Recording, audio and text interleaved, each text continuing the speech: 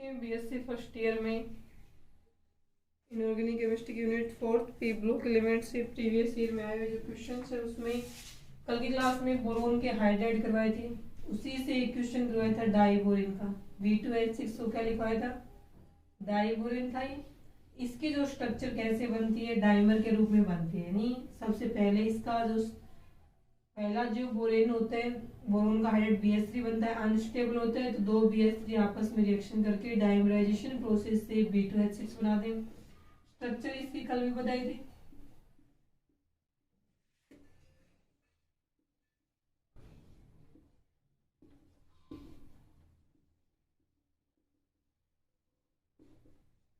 ये थी इसकी स्ट्रक्चर, ठीक है। इसमें आप ये लिख सकते हो 1.19 ये बोन लेंथ या बोन लेंथ 1 लंबाई दी हुई है, ये वाली 1.33 एंगस्ट्रम है, 1.33 एंगस्ट्रम है। इस प्रकार से ये बने हुए हैं। और ये दिया हुआ आपको 97 डिग्री बॉन्ड एंगल, ये होता है 122 122, ये भी कितना होता है 122। ये वाली स्ट्रक्चर होती है इसकी। ये 1.33 ये भी 1.33 1.19 1.19 है। ये जैसे और जैसे बॉन्ड एंगल ये वाले। फिर इसमें फर्स्ट क्वेश्चन जो आया हुआ है सिर्फ इतना ही पूछा हुआ है, एक नंबर में ही पूछा हुआ है B2H6 की स्ट्रक्चर है वो बनानी, एक ही क्वेश्चन आया हुआ है इसके, ठीक है। तो सीरीज स्ट्रक्चर पूछी हुई है। इसके बाद में देखें नेक्स्ट क्वेश्चन जो आया हुआ है, इससे दो हार्ड कार्बाइड है उनके फॉर्मूले और उनके नाम लिखने हैं। ये भी एक नंबर में आया क्वेश्चन है कि दो कठोर कार्बाइडों की, कार्बाइड यानी कि कार्बन के साथ में मिलने से दो धातु, एक दूसरी कार्बन है एक दूसरी कोई भी हो सकती है, इनके आपस में मिलने से बनने वाले होगी क्या कहलाते हैं, कार्बाइड। कार्बन के साथ मिलने से बनते हो क्या, तो कार्बाइड। जैसे ऑक्सीजन के साथ मिलने वाले ऑक्साइड, तो कार्बन के साथ मिलने वाले कार्बाइड है। क्वेश्चन आया हुआ है दो हार्डेस्ट या कठोरतम, कठोर तो होता है कोई भी हार्ड चीज बहुत ज्यादा कठोर होता है उसके आगे तम लगाते हैं, कठोरतम कार्बाइड के नाम और सूत्र लिखने हैं। फर्स्ट जो कठोरतम कार्बाइड है वो लिखा आपके सिलिकॉन कार्बाइड SiC, नाम रहेगा इसका सिलिकॉन कार्बाइड। इसका भी 4 होती है वैलेंसी, इसकी भी क्या होती है 4 होती है, तो एक ही जुड़ेंगे सिलिकॉन कार्बाइड। एक जुड़ा इसमें B4C, दूसरा जो है वो लिखा हुआ है B4C, बोरोन कार्बाइड है, ठीक है। ये सिर्फ ये पूछा तो कठोरतम कार्बाइड के सूत्र लिखे, तो ये आगे इसके अंदर नाम भी जिनके सूत्र हो गए इसके।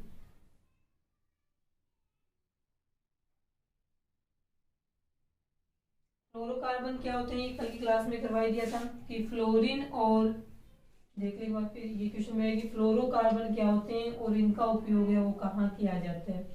तो सबसे पहले इसमें आता है कि क्वेश्चन के अंदर फ्लोरोकार्बन पूछा हुआ क्वेश्चन फ्लोरोकार्बन, तो कल भी करवाए थे फ्लोरोकार्बन वाला कि फ्लोरीन और कार्बन से मिलके बनने वाले जो कंपाउंड्स होते हैं उनको हम क्या बोलते हैं, फ्लोरोकार्बन बनते हैं। इनके फॉर्मूले इस प्रकार से हो सकते हैं, हो सकता है ऐसे बने CF4, हो सकता है CH3F, हो सकता है CH2F2, हो सकता है CHF3।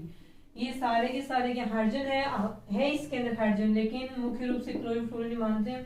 तो क्लोरीन और फ्लोरीन से मिलके फ्लोरीन और कार्बन से मिलके बनने वाले यौगिक फ्लोरोकार्बन कहलाते हैं। ये इनके फॉर्मूले। इनका यूज कहाँ किया जाता है, उपयोग पूछा हुआ है, तो इनका उपयोग रेफ्रिजरेटर में प्रशीतक के रूप में इनका उपयोग करते हैं, निश्चेतक के रूप में यानी बेहोशी उत्पन्न करने के लिए लिए जाने वाले जो पदार्थ है उनके रूप में इनका उपयोग करते हैं। इसके अलावा लुब्रिकेंट या स्नेहक के रूप में इनका उपयोग करते हैं। तो तीन उपयोग, प्रशीतक के रूप में, लुब्रिकेंट यानी स्नेहक के रूप में, और थर्ड इनका उपयोग किसमें किया जाएगा, जो बेहोशी उत्पन्न करने के लिए जो निश्चेतक के रूप में पदार्थ होते हैं उन पदार्थों के अंदर भी इसका उपयोग है वो किया जाता है।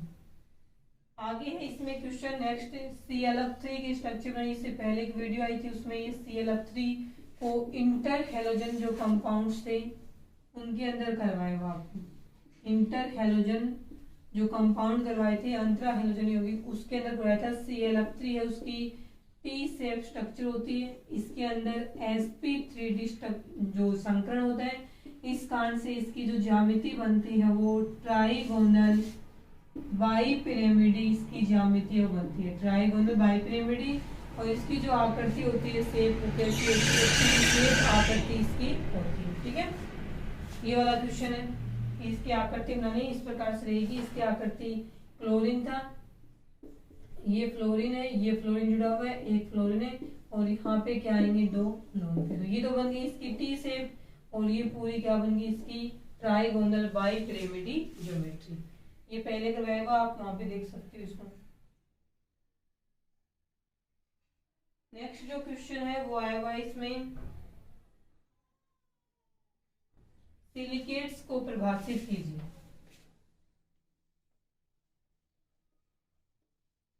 देखिए नेक्स्ट क्वेश्चन इसमें है, सिलिकेट्स की डेफिनेशन लिखनी है। तो जो सिलिकॉन और ऑक्सीजन से मिलकर बनने वाले यौगिक क्या कहलाते हैं, सिलिकेट्स कहलाते हैं। सिलिकेट्स को हम ये देख सकते हैं कि सिलिकॉन के जो ऑक्सीजन से मिलकर तो बनेगा, तो सिलिकॉन की जो ऑक्साइड है यानी कि ऑक्साइड्स ऑफ सिलिकॉन, सिलिकॉन के जो ऑक्साइड है वो क्या कहलाते हैं, सिलिकेट्स कहलाते हैं। या फिर सिलिकॉन की ऑक्सीजन के साथ क्रिया करने से बनने वाले जो यौगिक है वो भी क्या कहलाते हैं, सिलिकेट्स कहलाते हैं। एग्जाम्पल लिखा जाए इसमें, फेमस एग्जाम्पल है ये Na2SiO3, इसका नाम रहेगा सोडियम। ज्यादा इंपॉर्टेंट यही होता है सिलिकेट्स में, सोडियम सिलिकेट्स। ठीक है, ऑक्साइड्स ऑफ सिलिकॉन सिलिकेट्स कहलाते हैं। ये इसका एक फॉर्मूला हो गया, सोडियम सिलिकेट्स।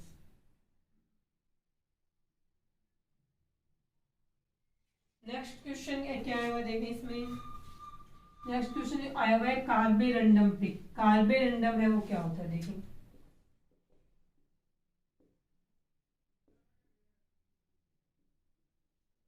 कार्बोरंडम है ये क्या होता है, इसके अंदर देखें बोला था कार्बन के साथ बनने वाले यौगिक सोडियम कार्बाइड्स का एक ग्रुप होता है। तो सिलिकॉन का कार्बन के साथ में जब क्रिया करता है, सिलिकॉन कार्बन के साथ क्रिया करके जो यौगिक बनाता है, जिसे हम सिलिकॉन कार्बाइड भी बोलते हैं, जिसे हम सिलिकॉन कार्बाइड्स भी बोलते हैं, उसी को हम क्या बोलते हैं, कार्बोरंडम है वो बोलते हैं। सिलिकॉन कार्बाइड के लिए आता है, ये कठोरतम कार्बाइड तो बोलता हार्ड होता है, और इसी को हम क्या बोलते हैं, कार्बोरंडम के नाम से जानते हैं।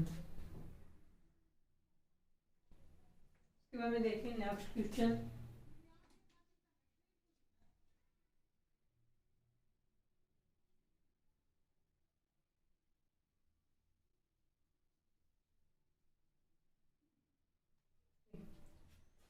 बोराजिन करवाया हुआ है, B3N3H6 वाला बेंजीन की संरचना से समानता के कारण से इसको हम कार्बनिक बेंजीन भी बोलते हैं।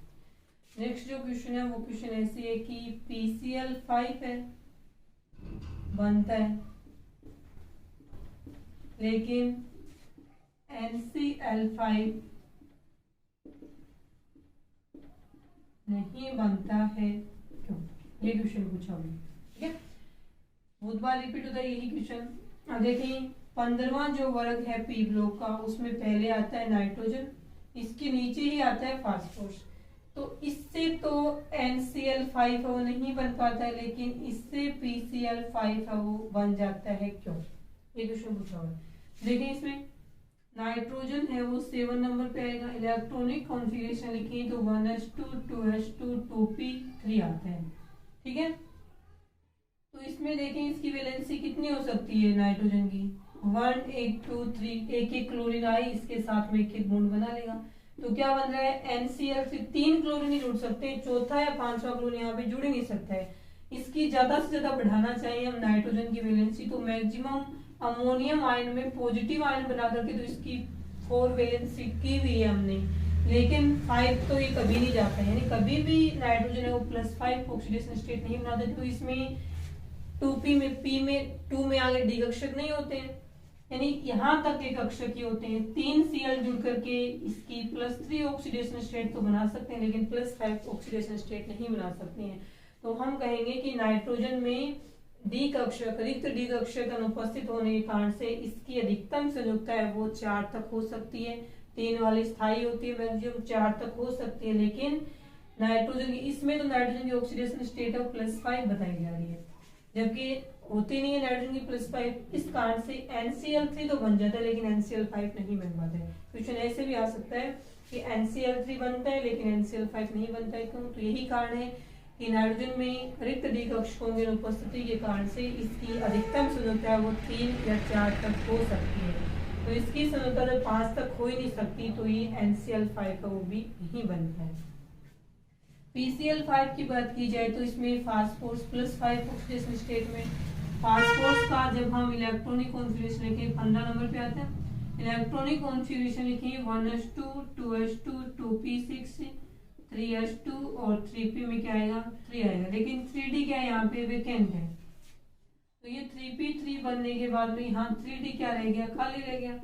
तो आने वाले जो है वो आगे 3d में जुड़ जाएंगे, यानी यहाँ पे तो ये जुड़ सकते नहीं, 3s कक्षक से एक इलेक्ट्रॉन यहाँ चला गया तो 3s में भी एक इलेक्ट्रॉन है। ये देखो 5 कक्षक ऐसे हो गए जिसमें एक इलेक्ट्रॉन है, इस कारण से ये पांचों कक्षकों का उपयोग करके +5 ऑक्सीडेशन स्टेट बना लेता है। यहाँ से करके बारी बारी से एक एक Cl वो इसके अंदर जुड़ते रहेंगे, पांचों Cl जुड़ सकते हैं इसके साथ में, तो इससे PCl5 बन सकता है, इससे PCl3 भी बनता है, इससे PCl5 भी बनता है। ये फास्फोरस +3 और +5 दोनों ऑक्सीडेशन स्टेट में कंपाउंड्स बनाते हैं, जबकि नाइट्रोजन है वो केवल +3 ऑक्सीडेशन स्टेट में कंपाउंड बनाते हैं, +5 ऑक्सीडेशन स्टेट में से कोई भी कंपाउंड नहीं बनते हैं। नेक्स्ट क्वेश्चन देखें।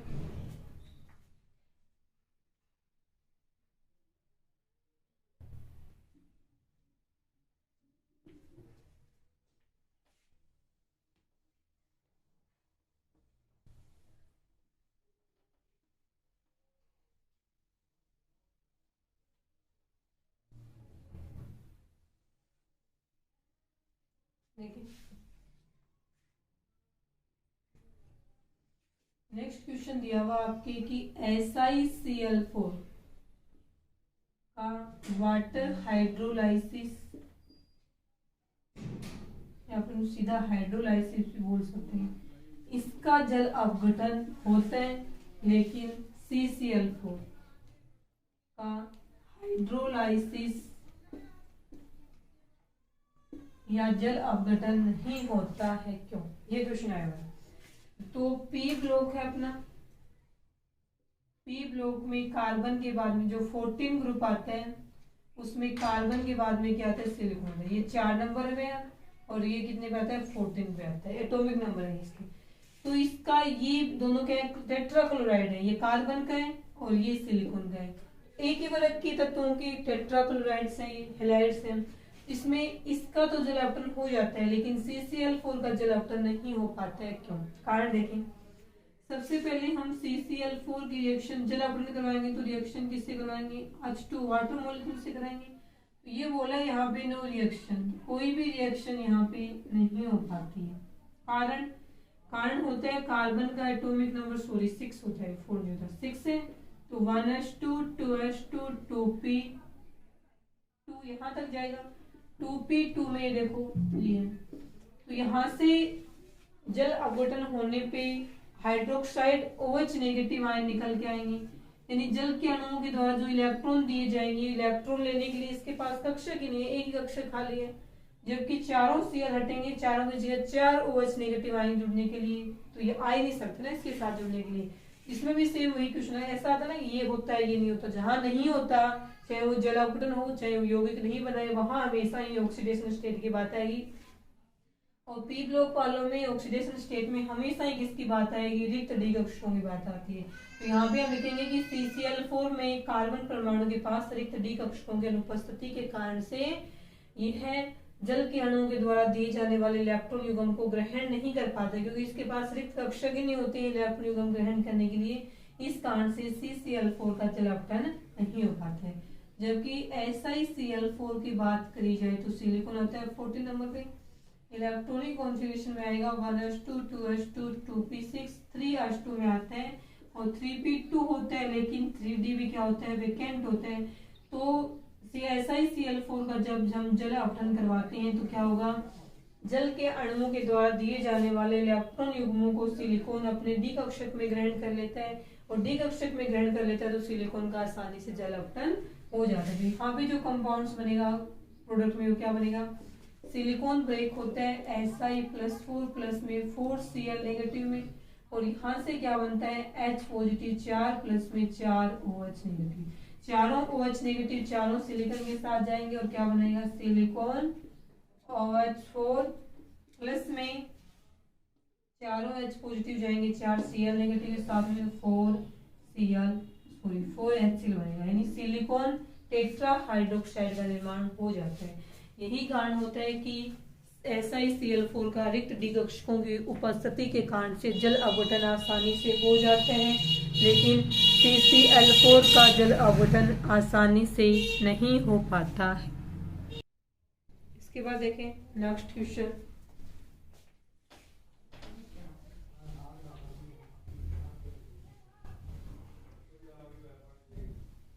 नेक्स्ट क्वेश्चन इसमें आता है S4N4 का, ठीक है।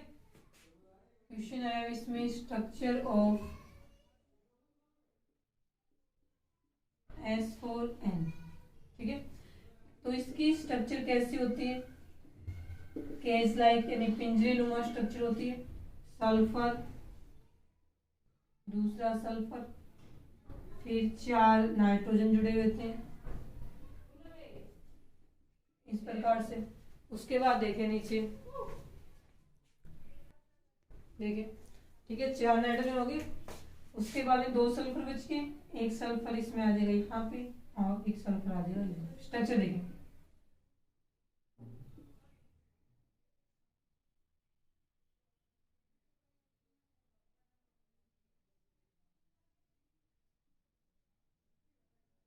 ये देखो, ये होती है केज लाइक पिंजरे नुमा स्ट्रक्चर इसके अंदर, ठीक है। ये वाला 2.5 एंगस्ट्रॉम और ये 1.98 एंगस्ट्रॉम, ये वाला क्वेश्चन है, ठीक है। आप देख रहे हैं ये 4 सल्फर होते हैं, 4 नाइट्रोजन एकांतर क्रम में सल्फर नाइट्रोजन सल्फर फिर नाइट्रोजन फिर सल्फर फिर नाइट्रोजन फिर सल्फर फिर नाइट्रोजन फिर सल्फर, यानी एकांतर क्रम में होते हैं। अब ये नहीं कि ये कंटिन्यू है, कंटिन्यू है तो इस बीच में ये डैश डैश है, वेज वाला बॉन्ड नहीं है, यहाँ 2 नाइट्रोजन बीच में बॉन्ड नहीं है। अल्टरनेटिव ऑर्डर में एकांतर क्रम में सल्फर और नाइट्रोजन है वो आपस में जुड़े हुए होते हैं और पिंजरे नुमा केज लाइक स्ट्रक्चर है वो बनाते हैं। एक आया हुआ है अकार्बनिक बेंजीन की स्ट्रक्चर लिखिए। नेक्स्ट जो क्वेश्चन आया हुआ वो आया हुआ आपका इनऑर्गेनिक बेंजीन या अकार्बनिक बेंजीन की संरचना बनाइए। तो जो बोराजिन होता है, बोराजिन, उसको हम क्या बोलते हैं, अकार्बनिक बेंजीन बोलते हैं। B3N3H6 है। बना दो, सिर्फ सीधे बेंजीन की तरह ही बनेगी। बोरोन नाइट्रोजन बोरोन नाइट्रोजन और ये बोरोन। अल्टरनेटिव ऑर्डर में क्या है, डबल बॉन्ड बनेंगे। देखिए क्वेश्चन आएगा इस प्रकार से स्ट्रक्चरल डायरेक्ट क्वेश्चन आते हैं, इसमें एक एक नंबर में ही हो गया। एक इसमें है टेल्क और माइका का सूत्र लिखिए। कल करवाया था टेल्क वाला सूत्र तो था Mg3OH SiO4 SiO4O10 और माइका वाला Al2OH4 Si2O5। टेल्क और माइका के सूत्र है, ये पहले भी आए हुए और वापिस भी 2 बार रिपीट हुए। कल इससे पहले वाली क्लास में टेल्क और माइका वाले सूत्र है वो बताए गए। नेक्स्ट क्वेश्चन देखें, इसका क्या रहेगा। इंटर हैलोजन कंपाउंड से वो भी करवा दिए गए हैं आपको। 2 फुलरिन के सूत्र लिखिए। कोई भी 2 फुलरिन के आपको क्या लिखने, सूत्र लिखने हैं, ठीक है। फुलरिन है कार्बन का एक क्रिस्टलीय अपरूप है। फुलरिन कार्बन का क्रिस्टलीय अपरूप है। कार्बन के 3 क्रिस्टलीय अपरूप होते हैं, हीरा ग्रेफाइट फुलरिन। फुलरिन का पूछा हुआ इसने, फुलरिन के कोई भी 2 फुलरिन के सूत्र 2 के आप 5 लिख लो। C60 है, 2 सबसे फेमस है, सबसे अधिक स्टेबल है, यही रहेगा C60, जिसको हम इसकी स्ट्रक्चर बकीबोल की जैसे इसका नाम बकीबोल भी रखा गया है। इसके अलावा C70, इसके अलावा C84, ये सारे के सारे क्या है यहाँ पे फुलरिन के फॉर्मूले हैं। आगे पूछा हुआ इसमें बनाना बॉन्ड क्या होता है, कल भी बताया हुआ शायद बनाना बॉन्ड के बारे में। हिंदी में इसको कदली बॉन्ड भी बोलते हैं। बनाना बॉन्ड या कदली बंध है वो क्या होता है, देखिए ये क्वेश्चन में स्ट्रक्चर बनाना, जैसे कि B2H6 की स्ट्रक्चर बनती है ना, बोरोन एक हाइड्रोजन, एक हाइड्रोजन मेरा B12। यहाँ पे जो ये इस प्रकार से बॉन्ड बनता है, ये जो बॉन्ड बनता है ना, ये इस प्रकार से बॉन्ड है, इसमें बनाना लाइक स्ट्रक्चर है। यहाँ पे जो बॉन्ड बनता है, यानी नीचे वाला बनाना चाहें तो ये भी ऐसे बनता है। ये जो बॉन्ड बने हुए हैं जिसको हम BHB बॉन्ड बोलते हैं, इनके स्ट्रक्चर इस प्रकार से घूम के बनते हैं ना, बनाना लाइक स्ट्रक्चर होते हैं। इस कारण से इसको हम बनाना बॉन्ड या कदली बंध है वो कहा जाता है।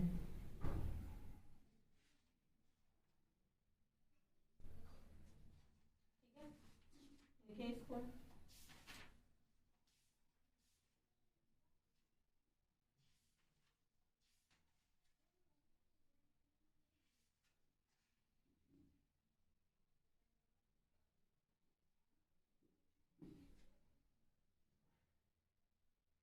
वापिस वही क्वेश्चन घूम घूम के आ रहे हैं।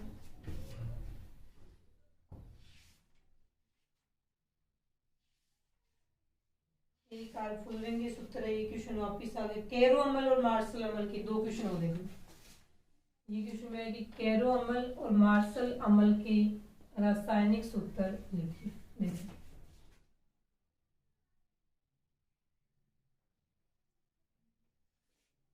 क्वेश्चन में एक तो पूछा हुआ आपको कैरो अमल का रासायनिक सूत्र, और एक पूछा हुआ है आपको मार्शल अमल है इसका रासायनिक। दो पूछे हुए ना। कैरो अमल का तो होता है, यानी ये सल्फर के कंपाउंड्स होते हैं H2SO5। एक होता है इसमें, इसका रहेगा H2H2O, ये इनके फॉर्मूले। कैरो अमल का रहेगा H2SO5, मार्शल अमल का रहेगा H2H2OH। एक और आता है इसमें, अलग से लिख लो आप, वो भी आता है ओलियम। ओलियम क्या होता है? ओलियम का फॉर्मूला होता है H2H2O7। ये ओलियम बनता किससे है? तो ये बनता है H2SO4 की रिएक्शन। बताएं आप किससे करवाई जाए? इसकी रिएक्शन SO3 सल्फर ट्राइऑक्साइड से करवा दें। सल्फ्यूरिक अम्ल की रिएक्शन सल्फर ट्राइऑक्साइड से करवा दें तो H2 ही है, सल्फर एक और एक दो, ऑक्सीजन 4, यहाँ पे 3, यहाँ पे 7, ये बनता है आपका ओलियम। ओलियम को यानी इसको हम सधूम H2SO4 भी कह सकते हैं। सधूम, धूम सहित, धूम किसकी बनती है? SO3 की बनती है, धुएं लाइक स्ट्रक्चर बनती है, सधूम H2SO4 होता है। तो इन दोनों का जो मिक्सचर होता है, जो इस रूप में बनता है, उसको हम क्या बोलते हैं? ओलियम। पूछे हुए दो है, शायद ये भी आया होगा आगे। ठीक है, ये तो इसके प्रीवियस ईयर में आए हुए क्वेश्चन पी ब्लॉक वाले से। के बाद जो इसके नेक्स्ट क्वेश्चन आए हुए हैं वो हम करेंगे नेक्स्ट क्लास में। आज के लिए इतना ही।